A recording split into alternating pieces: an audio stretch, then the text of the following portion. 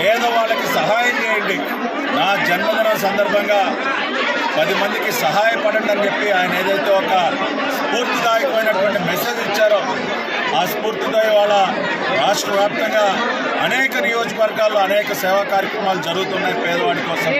ముఖ్యంగా ఇవాళ మడకశిర నియోజకవర్గంలో 10,000 మందికి ఇళ్ల పట్టాలు పంపిణీ కార్యక్రమం అనేది నేను జీవితాంతం గుర్తించుకోదక్క ఒక మధురానుభూతిని వాళ్ళు నాకు మిగిల్చింది. ఈ కార్యక్రమానికి స్ఫూర్తి నారా లోకేష్ గారిని తెలియజేయడానికి నేను ఆనందపడుతున్నా.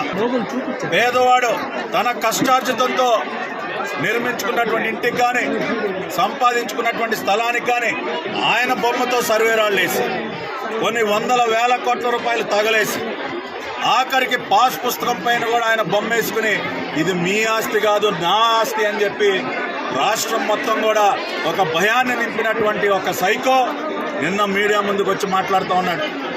ఏ ముఖం పెట్టుకుని వచ్చావు జగన్ రెడ్డి? పాదయాత్ర చేస్తాడంట, మళ్ళీ సంవత్సరం ఆగితే రోడ్ల మీదకి వస్తాడంట. దేనికే నువ్వు రోడ్డు మీదకి వచ్చేది? మళ్ళీ నీ డ్రామాలు ఆడటానికా? ఒక్కలు నెవరి ముద్దులు పెట్టి మళ్ళీ ఆ తర్వాత పిడిగుద్దులు గుద్దడానికా నీ పాదయాత్ర? పాదయాత్రలోనేమో ముద్దులు, అధికారంలోకి వచ్చిన తర్వాత పిడి గుద్దులు గుద్దావయ్యా.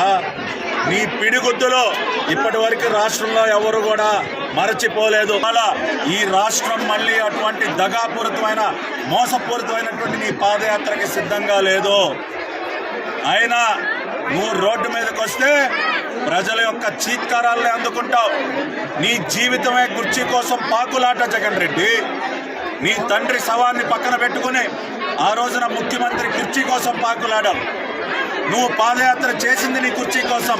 అయినా కూడా నువ్వు రోడ్డు మీదకి వస్తే ప్రజలు చీత్కారాలే నీకు ఎదురవుతాయని చెప్పి జగన్మోహన్ రెడ్డిని హెచ్చరిస్తూ ఇక నీ శేష జీవితాన్ని మళ్ళీ 6093 నంబర్ వేసుకుని ఏదో ఒక కారాగారంలో, శ్రీకృష్ణ జన్మస్థానం ఏదో ఒక కారాగారంలో నీ శేష జీవితాన్ని అతి త్వరలో మళ్ళీ ప్రారంభిస్తావు.